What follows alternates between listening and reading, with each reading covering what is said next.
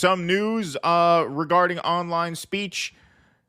The House passes the bill to force TikTok sale from Chinese owner or ban the app. The legislation received wide bipartisan support, with both Republicans and Democrats showing an eagerness to appear tough on China. Yeah, this was not even a close vote. The House on Wednesday passed a bill with broad bipartisan support that would force TikTok's Chinese owner to either sell the hugely popular video app or have it banned in the United States. The move escalates a showdown between Beijing and Washington over the control of a wide range of technologies that could affect national security, free speech, and the social media industry.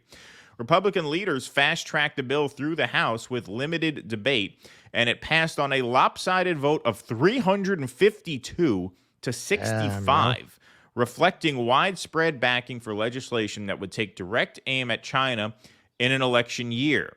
The action came despite TikTok's effort to mobilize its 170 million U.S. users against the measure, and amid the Biden administration's push to persuade lawmakers that the Chinese ownership of the platform poses grave national security risks to the United States, including the ability to meddle in elections. Yeah, if you signed on to TikTok anytime in the past week, they got that big pop-up screen that, directed you to a link to message your representative to tell them not to vote for this. Yeah. But alas, 352 to 65, quite the lopsided vote. The result was a bipartisan coalition behind the measure that included Republicans who defied former President Donald Trump in supporting it, and Democrats who also fell in line behind a bill that President Biden had said he would sign. So Donald Trump came out against this because he thought that this would give a major win to Mark Zuckerberg, or Zuckerschmuck, as he referred to him in his Truth Social statement. This is what I mean, where sometimes Donald Trump just falls. In the end, New York might hate Donald Trump, but he's our kid. He's one of us, so there's no doubt about that. Zucker schmuck, that is a total New Yorker thing to pull out. Oh, yeah, he's one of ours, that's for sure. And this is a perfect example of what I mean, where like every once in a while, Donald Trump will just stumble ass backwards into the correct position based on something that's kind of unrelated. I mean, it's not totally unrelated, but his beef with Zuckerberg is more personal, really. Right. And so just to screw him, he wants to keep TikTok. Even though, we all know Trump's rhetoric on China is it's like Mr. Magoo. Right. It's like he's the Mr. Magoo of politicians. Exactly. It just kind of stumbles out onto the beam when he falls out the window. Right. Exactly. The bill faces a difficult road to passage in the Senate, where Senator Chuck Schumer, Democrat of New York and the majority leader, has been non-committal about bringing it to the floor for a vote, and where some lawmakers have vowed to fight it. And even if it passes the Senate and becomes law, it is likely to face legal challenges. But Wednesday's vote was the first time a measure that could widely ban TikTok for consumers was approved by a full chamber of Congress. The app has been under threat since 2020, with lawmakers increasingly arguing that Beijing's relationship with TikTok's parent company ByteDance raises national security risks. The bill is aimed at getting ByteDance to sell TikTok to non-Chinese owners within 6 months. The president would sign off on the sale if it resolved national security concerns. If that sale did not happen, the app would be banned. So, like I said, and like the article says there, this passed with sweeping bipartisan support, but there were a couple of dissenters, most notably Thomas Massie. Here's what he had to say about this. Described the TikTok application as a Trojan horse, but there's some of us who feel that either intentionally or unintentionally, this legislation to ban TikTok is actually a Trojan horse.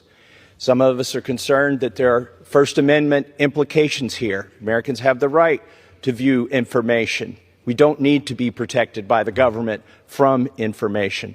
Some of us just don't want the president picking which apps we can put on our phones or which websites that we can visit.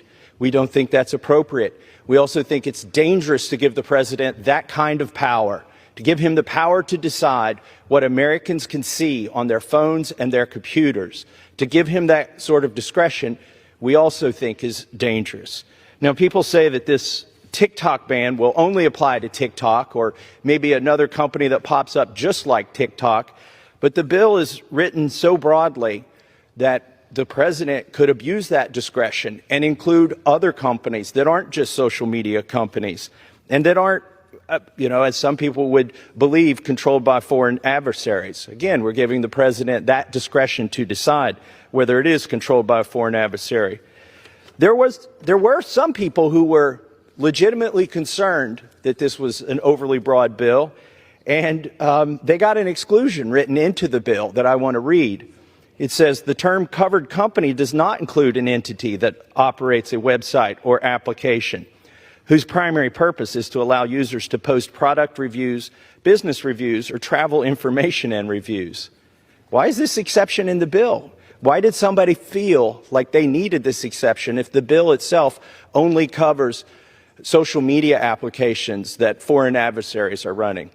These and other questions we hope to answer in the course of this debate, and I reserve the balance of my time. The gentleman from Kentucky reserves. So there you go. That's a pretty thoughtful critique of this bill. Yeah, pretty based. Americans have the right to pursue information. And so to cut off information certainly is not in the spirit of upholding the First Amendment values that we supposedly hold so dear. So I thought that's a pretty well-founded argument. Now for a counter-argument, here's Nancy Pelosi demonstrating why typically happy hour comes after work. That's how I would describe this video. Not an attempt to ban TikTok. It's an attempt to make TikTok better. Tic-tac-toe. A winner.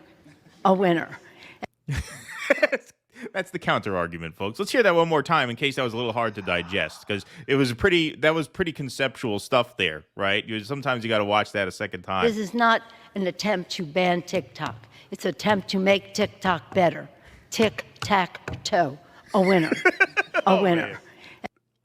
I could maybe, that was her interpretation of Beckett. Maybe I understand why they're so afraid of China, because China's government is just so much more serious than ours. Maybe that's why they're afraid. Maybe that's why they're afraid of China so much. I mean, when you have half-wits like this making statements like that on the floor of Congress, I understand why they're afraid they'd be outfoxed by a foreign government. That's a valid fear. Yeah. All right. So as much as it pains me to do it, let me try to explain what she's probably trying in her martini-addled way to say. This bill does open the door and seems to actually prefer, if I'm understanding correctly, that China's the parent company ByteDance divest itself of TikTok.